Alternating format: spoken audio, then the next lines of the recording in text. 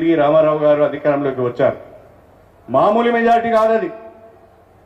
2/3 మెజార్టీతో ఎన్టీ రామారావు గారు ఒక గాలి, ఒక తుఫాన్, ఒక సునామీ లెక్క ఫలితాలు వచ్చాయి. రామారావు గారు ముఖ్యమంత్రి అయ్యారు. రామారావు గారు ముఖ్యమంత్రి అయిన తర్వాత బ్రహ్మాండంగా పాలన చేశాడు. అనేక సంస్కరణలు తీసుకొచ్చాడు. 1987లో మాండలిక వ్యవస్థ వచ్చింది. బచ్చన్నపేట మొట్టమొదటి ఎంపీపీ మీ వెంకటేశ్వర్లు గారు, నాకు బాగా గుర్తున్నది. 1987లో మాండలిక వ్యవస్థ వచ్చింది. అదేవిధంగా 2 రూపాయల కిలో బియ్యం పథకం వచ్చింది. గురుకుల పాఠశాలలు వచ్చినాయి. తండ్రి ఆస్తిలో సమాన హక్కు మహిళలకు రామారావు గారు ఇచ్చారు. కానీ 1989కి వచ్చే వరకే, 5 సంవత్సరాలు తిరిగే వరకే ఆ ఎన్నికలలో రామారావు గారు ఓడిపోయారు. కాంగ్రెస్ పార్టీ అధికారంలోకి వచ్చింది. 5 సంవత్సరాలకే 2/3 మెజార్టీతో వచ్చిన రామారావు గారు 5 సంవత్సరాలకు వచ్చే వరకు ఎన్నికలలో ఓడిపోయారు. 1989లో కాంగ్రెస్ పార్టీ అధికారంలోకి వచ్చింది. మేమందరం ప్రతిపక్షంలో ఉన్నాం. నేను ఉమ్మడి జిల్లా పార్టీ ప్రెసిడెంట్గా ఉన్నాను. ఆనాడు వెంకటేశ్వర్లు గారు, ప్రేమలత గారు, మేమందరం కూడా యాక్టివ్గా టీడీపీలో పనిచేస్తూ వచ్చాం. మళ్ళీ 1994లో ఎన్నికలు వచ్చినాయి.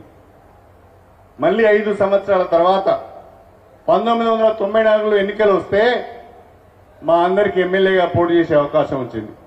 1994లో మాకు అవకాశం వచ్చింది. 1994లో మళ్ళీ ఎన్టీ రామారావు గారు ప్రజల్లోకి వెళ్తే దానికి ఏం పేరు పెట్టారో నాకైతే తెలియదు. 19 సీట్లు సిపిఐకి వచ్చినాయి, 17 సీట్లు సిపిఎంకి వచ్చినాయి, మనకు 224 సీట్లు వచ్చినాయి టీడీపీకి. కాంగ్రెస్ పార్టీ అధికారంలో ఉండి కూడా ప్రతిపక్ష హోదాను తెచ్చుకోలేకపోయింది. 26 సీట్లకే పరిమితం కావాల్సి వచ్చింది. నేను ఎందుకు మీకు ఈ ఎగ్జాంపుల్స్ చెప్తున్నానంటే ప్రజల ఆలోచన ఈ రకంగా ఉంటుంది. ప్రజల ఆలోచన ఈ రకంగా ఉంటుంది. బ్రహ్మాండంగా పనిచేసినా కూడా ఏదో ఇంకా ఒరిగిపోతుంది, ఏదో ఇంకా జరిగిపోతుంది అనే ఉద్దేశంతోనే ప్రజలు మార్పుకు ఓటేస్తూ ఉంటారు. ప్రతి 5 సంవత్సరాలకు ఒకసారి, ప్రతి 10 సంవత్సరాలకు ఒకసారి ప్రజలు కొత్తదనాన్ని కోరుకుంటారేమో, మార్పు కోరుకుంటారేమో, లేదా ఇంకా ఏదో జరుగుతుంది, ఇంకా ఏదో ఒరగబోతుంది, ఇంకా ఏదో లాభం జరుగుతుందనే ఉద్దేశంతో ఓట్లేసి ఉండవచ్చు. కాంగ్రెస్ పార్టీ 6 గ్యారంటీల పేరిట, అనేక డిక్లరేషన్ల పేరిట, రైతు డిక్లరేషన్ అని, బీసీ డిక్లరేషన్ అని, మహిళా డిక్లరేషన్ అని, ఎస్సీ డిక్లరేషన్, ఎస్టీ డిక్లరేషన్, యువత డిక్లరేషన్ అనే పేరు మీద అనేక హామీలు ఇచ్చింది.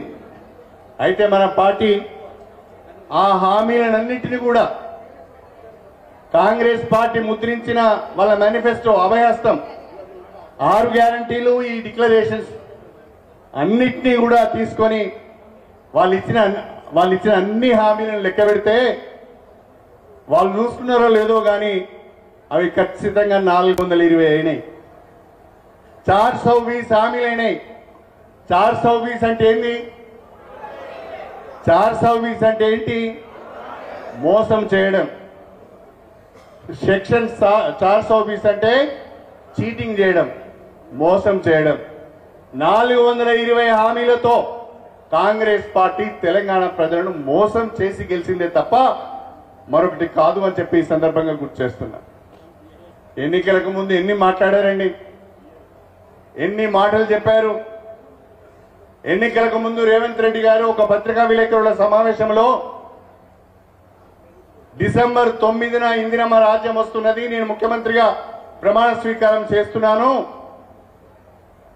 ఆ రోజే 2 లక్షల రూపాయల రుణమాఫీ పైన సంతకం చేయబోతున్నాను, రైతులు మీరెవరైనా ఇంకా బ్యాంకుల నుంచి రుణాలు తీసుకుని వాళ్ళు కనుక ఉంటే మీరు తక్షణమే బ్యాంకులకు పరిగెత్తండి, మీరు రుణాలు తీసుకొని రమ్మని చెప్పిండా లేదా? రైతు భరోసా కింద 3 హామీలు ఇచ్చారు. ఈ 6 గ్యారెంటీలలో రైతు భరోసా కింద 3 హామీలు ఇచ్చారు. ఏంటి ఆ 3 హామీలు? ఒకటి, డిసెంబర్ 9న 2 లక్షల రూపాయల రుణమాఫీ చేస్తామని. రెండవ హామీ, మనం ఇస్తున్న రైతు బంధును 10,000 రూపాయలకు ఎకరానికి 10,000 కాకుండా 15,000 రూపాయలు చేస్తామని. మూడవ హామీ ఏంటి?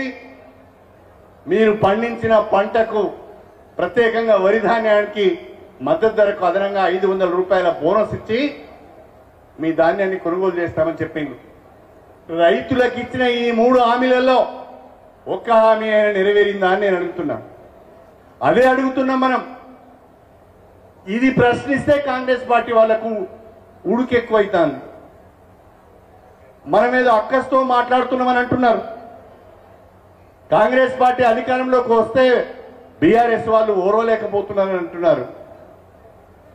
మీరు కాంగ్రెస్ పార్టీ అధికారంలోకి రావడం, ప్రజలు ఎన్నుకున్నారు మిమ్మల్ని, ప్రజాస్వామ్యబద్ధంగా మీకు మెజారిటీ వచ్చింది, దాన్ని మేము స్వాగతిస్తున్నాం.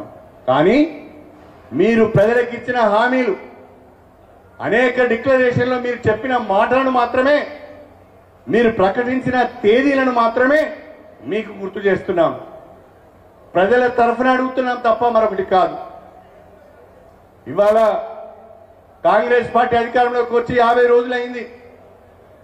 ఈ 50 రోజులలో ఎన్ని హామీలు నెరవేర్చారు?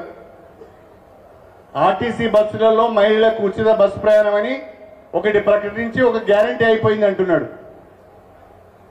అది ఏంటి? మహాలక్ష్మి అనే ఒక గ్యారంటీ.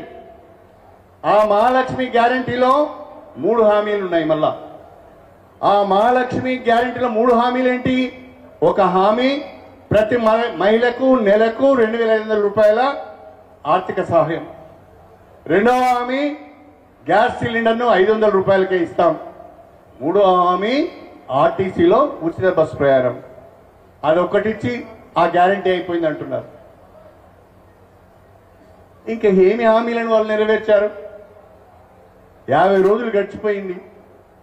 శ్వేతపత్రాల పేరిట, జ్యుడిషియల్ ఎంక్వైరీల పేరిట, లేకుంటే ప్రజాపాలన పేరిట సమయాన్ని కొనుక్కుంటున్నారు, కాలయాపన చేస్తున్నారు. ఎందుకు అంటే రేపు ఫిబ్రవరి 15కో 16కో లోకసభ ఎన్నికల షెడ్యూల్ రాబోతున్నది.